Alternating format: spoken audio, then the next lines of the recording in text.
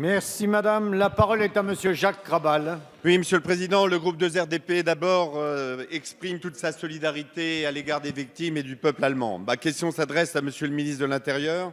La salle de prière de la communauté marocaine de Château-Thierry, qui existe depuis plus de 25 ans, elle est parfaitement intégrée dans son environnement, n'a jamais subi ni de violence, ni de tag, ni même de pétition.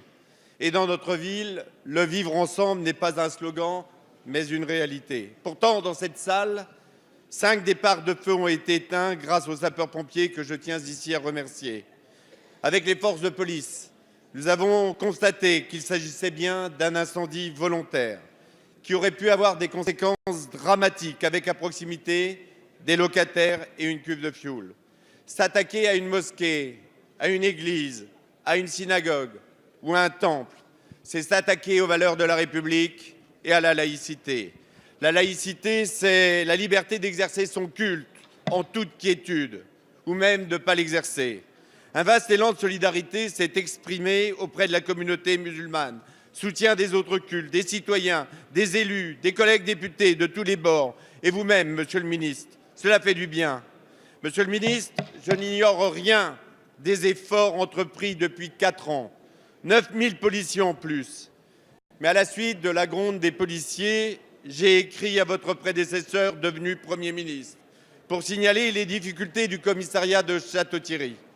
Malgré l'engagement des policiers que je salue ici, les effectifs y sont insuffisants pour faire face à leur mission. Alors, Monsieur le ministre, quels moyens supplémentaires comptez-vous leur donner pour mieux protéger nos concitoyens et mener à bien les enquêtes pour arrêter les voleurs, les délinquants et les criminels incendiaires? Assurer la sécurité de tous, c'est une nécessité pour faire vivre les valeurs qui forgent la République. Merci. Merci. La parole est à monsieur le ministre de l'Intérieur, Bruno Le Roux. Merci Monsieur le Président. Monsieur le député, vous avez eu raison de noter le caractère exemplaire du vivre ensemble qui règne à Château-Thierry, qui est l'œuvre des associations, des élus, de tous ceux qui jouent un rôle dans l'animation locale. Et c'est pour cela que cet incendie est une atteinte inqualifiable aujourd'hui à la liberté de culte, et c'est un acte abject.